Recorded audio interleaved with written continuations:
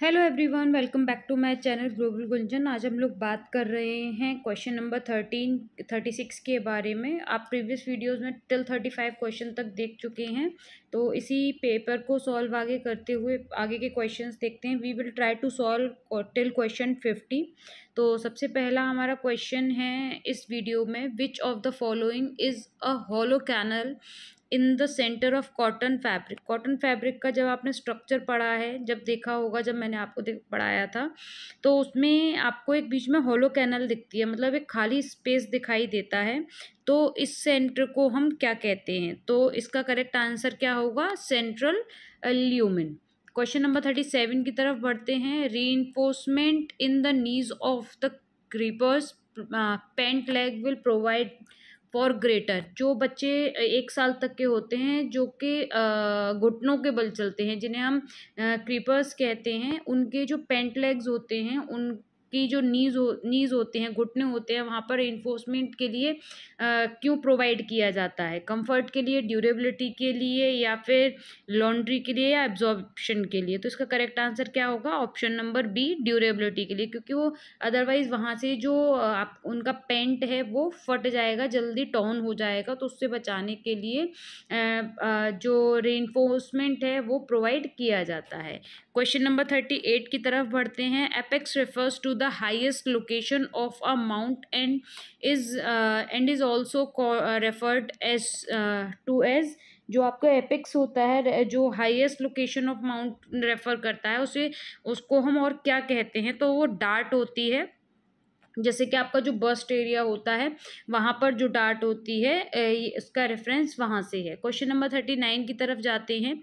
Which of the following is least affected bye mildew and moth mildew के से जो कीड़े होते हैं, उनसे सबसे कम ऐसी कौन सी चीज़ है जो इफेक्ट करती है? वेजिटेबल फाइबर्स हैं, एनिमल्स फाइबर्स हैं, डिजनरेटेड सेल्यूलोज फाइबर या सिंथेटिक फाइबर? तो इसका करेक्ट आंसर है ऑप्शन नंबर डी, क्योंकि हमको पता है synthetic fibres are chemical fibres, और उन पे ऑलरेडी जो आपकी ये ट्रीटमेंट है मॉथ एंड मिल्ड्यू से बचाने के लिए, वो की हुई होती है। तो इसीलिए they are least affected by the moth and mildews. ठीक है, फिर उसके बाद क्वेश्चन नंबर 40 की तरफ जाते हैं। These lines decrease the effect of width and increase the effect of height। जब हमें किसी व्यक्ति, कोई हेल्दी या फिर स्टाउटी पर्सन होता है, उसको अगर हमें पतला और लंबा दिखाना है, तो उसके लिए हमें वर्टिकल लाइंस की ज़रूरत होती है, कर्व लाइंस की, डायगोनल लाइंस की, या फिर वी शेप की। देखिए, वर्टिकल कौन सी होती हैं? जो लंबवत होती हैं। कर्व्ड कौन सी होती हैं? जो आपकी कर्व शेप में होती हैं, मतलब गोलाकार, वैसे उस तरीके से आती हैं, नॉट एग्जैक्टली सर्कुलर। डायगोनल जो आपकी जिगजैग फॉर्म में आती हैं। वी शेप जो आपके शोल्डर को ब्रॉड और आपकी वेस्ट को पतला दिखाती हैं।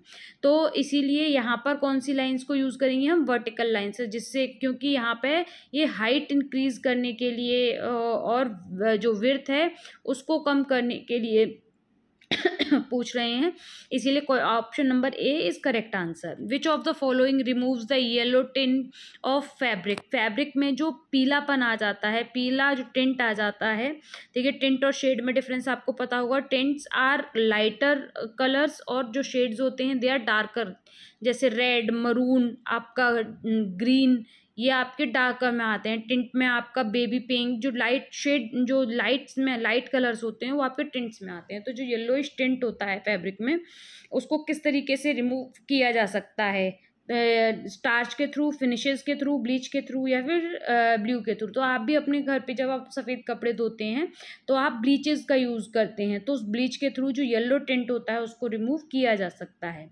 और क्वेश्चन नंबर 42 है। अ swing thread should have a property of high friction resistance, elastic recovery, extensibility, good appearance.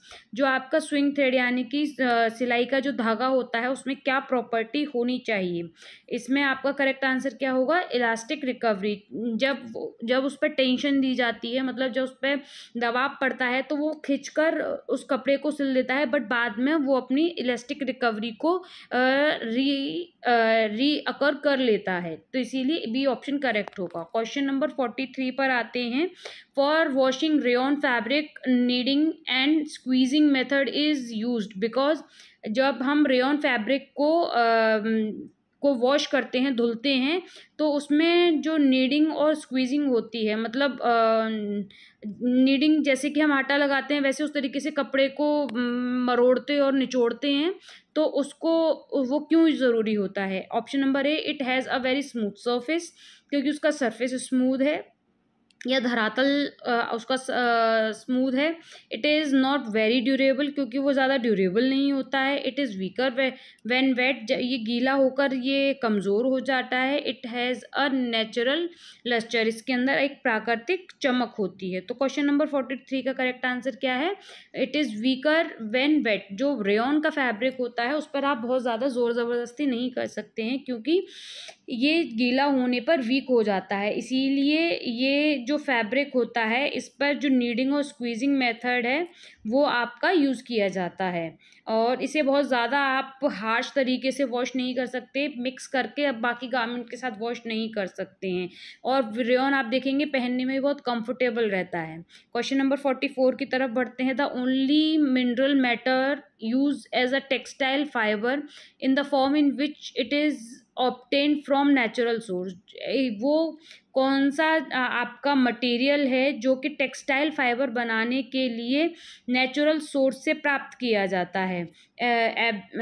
Asbestos, मोडेक्रेलिक, या फिर सिल्क, या फिर स्पेंडेक्स। तो इसका करेक्ट आंसर आप सबको पता होगा। जो हमारे मिनरल फाइबर्स होते हैं वो एस्बेस्टस होते हैं, जो कि मिनरल से निकाले जाते हैं। हालांकि इनका यूज़ अब गवर्नमेंट ने काफ़ी कम कर दिया है, because they are highly health के लिए हानिकारक होते हैं, इसीलिए इनको अब यूज़ नहीं किया जाता ज़्यादा। क्वेश्चन नंबर 45 की तरफ आते हैं। Designs are cut from sheet of paper coated with oil in stencil printing, block printing, roller printing या डिस्चार्ज प्रिंटिंग। जब डिज़ाइन में कटआउट को निकाला जाता है शीट पेपर को कोट करके ऑयल से, तो वो किस प्रिंटिंग में किया जाता है? तो इसका करेक्ट आंसर क्या है? रोलर प्रिंटिंग के अंदर। फिर उसके बाद क्वेश्चन नंबर 46 की तरफ आते हैं। Which of the following should be done on a flat surface? Dyeing, marking, drafting या ड्रेपिंग? क्वेश्चन नंबर 46 का करेक्ट आंसर क्या है? मार्किंग। मार्किंग को हमें फ्लैट सरफेस पर करना चाहिए। Only one thread is used in, सिर्फ एक धागे का प्रयोग किस तरीके की बुनाई या फिर निटिंग या जो भी कहें उसमें किया जाता है? ये फेल्टिंग में, निटिंग में, या फिर नेटिंग में, या फिर लेसिंग में? तो क्वेश्चन नंबर 46 का करेक्ट आंसर क्या है? निटिंग में। हमको पता है कि इसमें एक ही जो बुनाई जब हम करते हैं तो एक ही ऊन का प्रयोग किया जाता है, एक ही धागे का प्रयोग किया जाए। Question number 48, shopping is done according to the status, the higher the social status the more dash is shopping. Expand, जब आपकी जो आपका शॉपिंग जो है वो किस आपके स्टेटस के अकॉर्डिंग की जाती है? जब आपका हायर सोशल स्टेटस होता है तब शॉपिंग कैसी होती है? एक्सपेंसिव, लिमिटेड, स्पेशलाइज, या फिर नन ऑफ दीज? इसका आंसर आप मुझे कमेंट सेक्शन में देंगे, क्योंकि आपके एंजल्स लॉ से प्रभावित है क्वेश्चन, तो अगर आपने वो पढ़ा होगा तो इसका आंसर आपको पता होगा, और ये क्वेश्चन आपको मोस्ट फ्रिक्वेंटली पूछा जाता है, तो इसका आंसर मुझे आप कमेंट सेक्शन में देंगे। क्वेश्चन नंबर 49 की तरफ बढ़ते हैं। Which of the following is the social cause of using cloth? जो कपड़ों को यूज करने का सोशल कॉज क्या है? हम सामाजिक रूप पे क्यों यूज करते हैं? प्रोटेक्शन के लिए, अट्रैक्शन के लिए, ब्यूटी के लिए, सेटिस्फैक्शन के लिए? तो करेक्ट आंसर इसका क्या होगा? ऑप्शन नंबर बी, अट्रैक्शन के लिए। टू अट्रैक्ट अपने सोसाइटी के लोगों में, उन लोगों के बीच में एक आकर्षण को उत्पन्न करने के लिए, एक प्रभावशाली व्यक्तित्व को, पर्सोना को इंक्रीज करने के लिए। लास्ट क्वेश्चन नंबर 50 की तरफ जाते हैं। Tie and dye is a form of piece dyeing, resist dyeing, stock dyeing, या फिर स्लब डाइंग? तो क्वेश्चन नंबर 50 का करेक्ट आंसर क्या होगा? Resist dyeing. Tie and dye में हम एक जगह को पर्टिकुलर को टाई अप करके बांध कर वहाँ पे कलर को चढ़ने से बचाते हैं, रेसिस्ट करते हैं, इसीलिए उसे रेसिस्ट डाइंग की कैटेगरी में रखा जाता है। अगर वीडियो अच्छी लगी हो, क्वेश्चन समझ में आए हो, तो लाइक, शेयर एंड कमेंट करें। अगर कोई भी क्वेश्चन समझ में नहीं आया है, ऑप्शन समझ में नहीं आया, तो कमेंट सेक्शन में पूछिएगा। अगर ये आपको PDF चाहिए फ्री में, तो आप मुझे टेलीग्राम पर मैसेज कर सकते हैं। टेलीग्राम की लिंक आपको कमेंट सेक्शन में मिल जाएगी। अगर आप इंस्टाग्राम पर कोई क्वेश्चन पूछना चाहते हैं तो वहाँ भी पूछ सकते हैं, उसकी लिंक भी आपको डिस्क्रिप्शन बॉक्स में मिल जाएगी। Thank you for watching my video and have a good good day. Bye bye.